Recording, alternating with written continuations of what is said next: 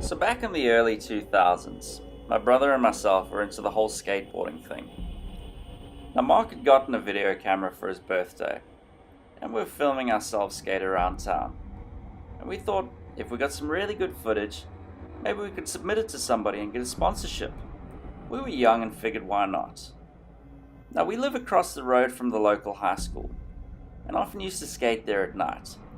We knew the grounds pretty well, where all the good spots were, and more importantly, we knew the groundskeeper could be bought off for a couple of bucks, so we wouldn't be kicked out. Anyway, after dinner one night, we decided to go there for a skate. It was a full moon, and we figured this would help us with the light. I went ahead of Mark and took the camera with me.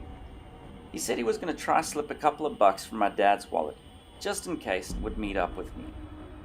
So I got to the school and immediately headed for the quad. It was far enough from the groundskeeper's room that I thought to myself it wouldn't cause too much attention until Mark got there. The quad was lit up, but the corridors around were pitch black, almost a little creepy, and the silence was a little unnerving. I put the camera up on one of the rails of the corridor and started to film myself. It got pretty boring after about 10 minutes, and I started to get a little creeped out of the dark corridors, so I decided to head towards the field.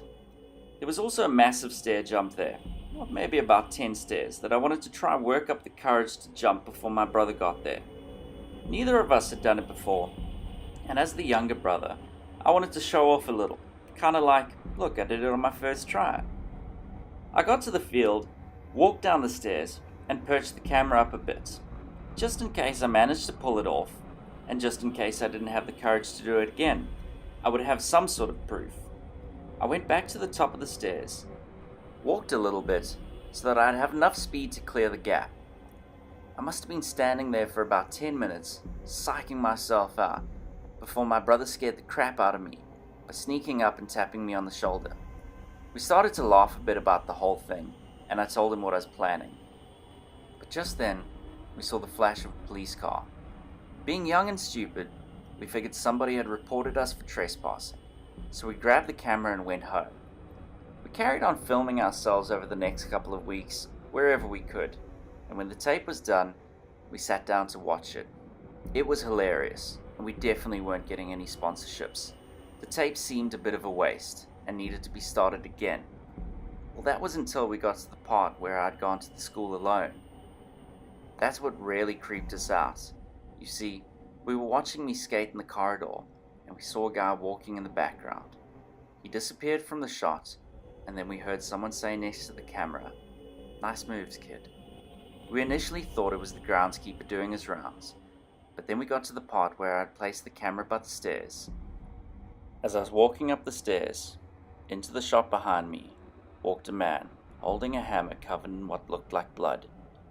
He stood there for about 5 minutes, still, as if just waiting for me to come back down, and then walked back out of the frame. We went back to the quad footage and realized it was the same guy. We were freaking out a bit, not knowing what to make of what we had just seen when my mother walked in. She asked us what was going on and we showed her the tape. That's when she freaked out and called the police straight away. You see, what she knew and we didn't is that the groundskeeper had been murdered that night. That's why the police were there.